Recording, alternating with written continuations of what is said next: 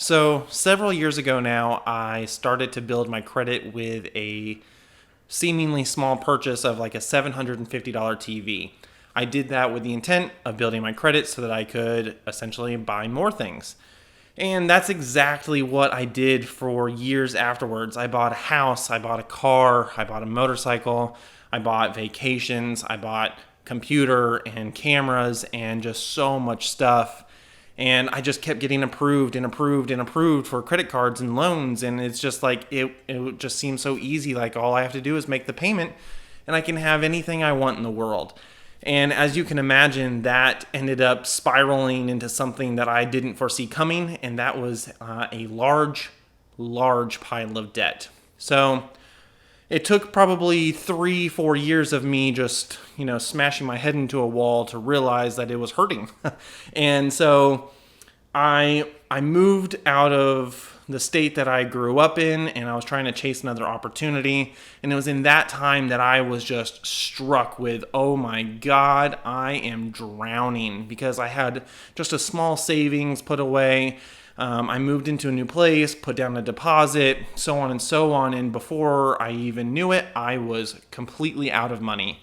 And this was like the first time in my life where I was really struggling. I was serving tables at a local restaurant, and as well as taking on another opportunity. And the opportunity did not work out for me. And so every day I was just hustling, like how many tables can I take today so that I can catch up on the day before's bills. And it was horrible. I mean, just thousands of dollars every month leaving and not staying in my bank account.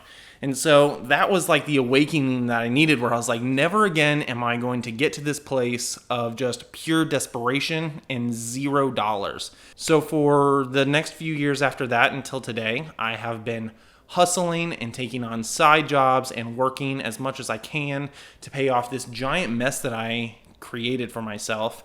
And I'm so happy that today I am finally paying off all of my consumer debt that I have had up to this point. And I'm not taking on any more. I'm done.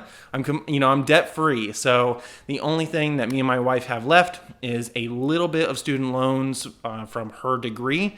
And that is literally the last thing. All credit cards are done, no car payments, nothing. So that being said, I wanted to create a video just going over the 10 things that I gave up in order to become debt free. And I think I will do a lot more videos on becoming debt-free and financial freedom and the strides that I've made along the way, and how certain things I've done can probably help you guys out as well. But I just wanted to start with these 10 things that really helped create the life I have today and the future that I have ahead of me. So got my trusty list right here. Number one thing is restaurants. And I worked in restaurants for a long time. And so it was a big deal for everybody in the restaurant industry to go out. We went out to bars and restaurants, and it was like always just pouring out money. It's like if I made $120 that night, it seemed like I spent at least 30 of it going out to a restaurant or something like that afterwards. So cutting that out of my lifestyle completely really helped me save a lot of money right there every single month that I could put towards bills. The second thing that I cut out of my life is new clothes. Now, obviously I didn't cut them out of my life completely, but I did not spend anywhere near what I used to spend on clothes. So I really changed how I shopped. I went to places like Kohl's and H&M, places where I could get a t-shirt for like $8 and a pair of shorts for like $15. And that was really like the kind of shopping that I was doing. There was no more $70 jeans. I mean, it was cut and dry, just as cheap as I could go, while still not, I didn't want to look like a slob, but I wanted to save my money. So for number 3, it's vacationing and traveling. And I need to be honest, I didn't completely cut this out of my life, but I did cut out the super frivolous spending that I would do beforehand. So when I was young, I remember specifically, me and a friend of mine went to Hawaii. I spent over $1,000 on the plane ticket, and then I spent over $2,000 of spending while I was there, all of it being on a credit card. And I had that credit card over my head for like 3 years. And I know it's like $2,000, you should be able to pay that off super fast, but that's just because it was one credit card out of many, and I was paying the minimum balance, and it was just an absolute nightmare. So We didn't completely cut it out of our lives. We were in Phoenix, Arizona at the time, which is very easy access to get to a lot of different places. So we would like travel to California for a weekend, let's say, and it would just be a simple road trip. And instead of putting everything on a credit card, we would actually have cash to do it, go figure. So we would save up a couple $100s and go do that just to get outside of the city for a little bit. But as far as the frivolous, just ridiculous spending that I did on vacationing and traveling before that, I really cut that out of my life. Number 4 is specialty grocery items. So at the time, I was very into health and just trying to be as fit as I possibly could, which I still want to be healthy and fit, but there's a different way to do it. I was spending so much money at like Whole Foods and Publix and just really spending more than I needed to on my groceries and, buying everything organic and so on. And that's something that I really had to cut out. So I went from spending a couple $100s a week on food to more like $100 a week on food.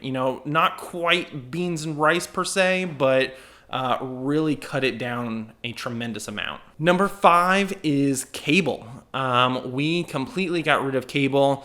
Didn't really find the need for it. I don't watch a lot of cable anyway, and so it just kind of seemed like an easy thing to cut out. We did keep Netflix the whole time, which at the time was like $9 a month. Now it's like, $15 a month or something like that. But cable just seemed like a really easy one to cut out of the budget that saved us like $50 a month that we could put towards those debts. Number 6 is a really big one for me, and honestly, let's put number 7 in there at the same time.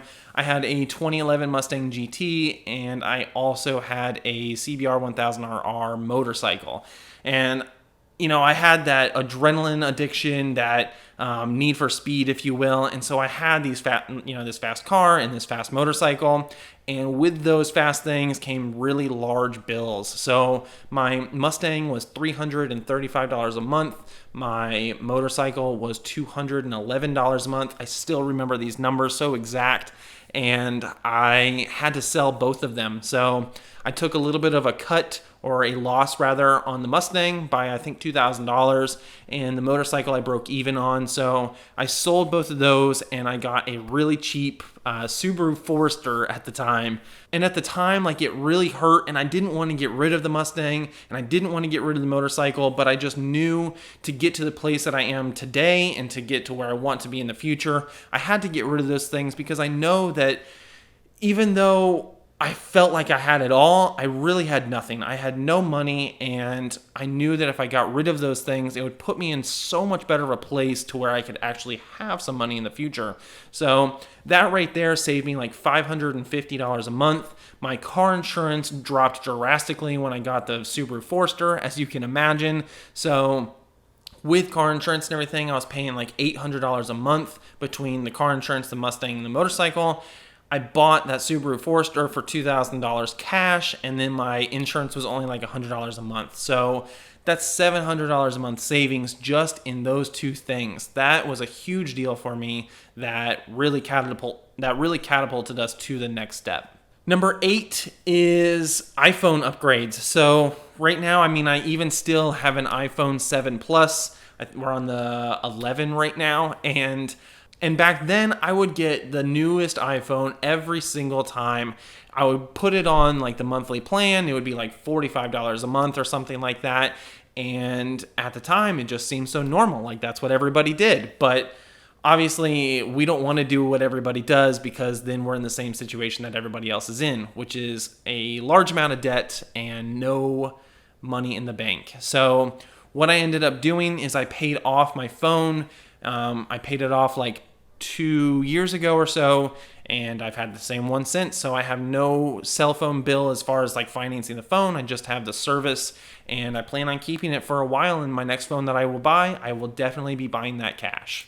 So the next one, number 9, is camera gear. I have owned all kinds of camera gear. I started out with some GoPros and was doing like different action videos and like wakeboarding and things like that, and I loved it. And from there, my love for cameras just grew and grew. I went and bought another camera, and then I started to buy some lighting and the stabilizer and so on and so on. And it just was, all of it was on a Best Buy credit card or a different credit card that I had, and none of it was mine. And so I knew that I needed to cut that out, and it wasn't until recently that I was able to actually buy the camera that I'm using right here and some other equipment in cash and actually own those things.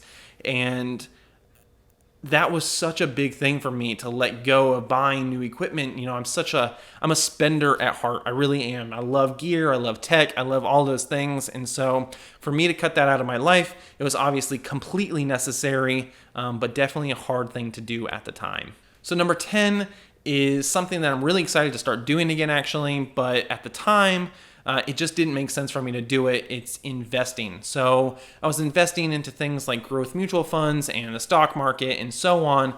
And I ended up just taking all of that money out that I had in there and putting it towards my debts. I knew that putting all that money into there could have been going towards better things. And I know there's a lot of people that will probably disagree with that. And that's totally fine. I mean, you are allowed to live your life however you want to live. But I've basically followed the Dave Ramsey plan through this whole thing, where you have your emergency fund, you pay off all of your debts, and as soon as you do that, you can start investing. So now that I'm just so close, I have all my consumer debt paid off. I just have a couple $1,000s of student loans left, and then I'm absolutely debt free.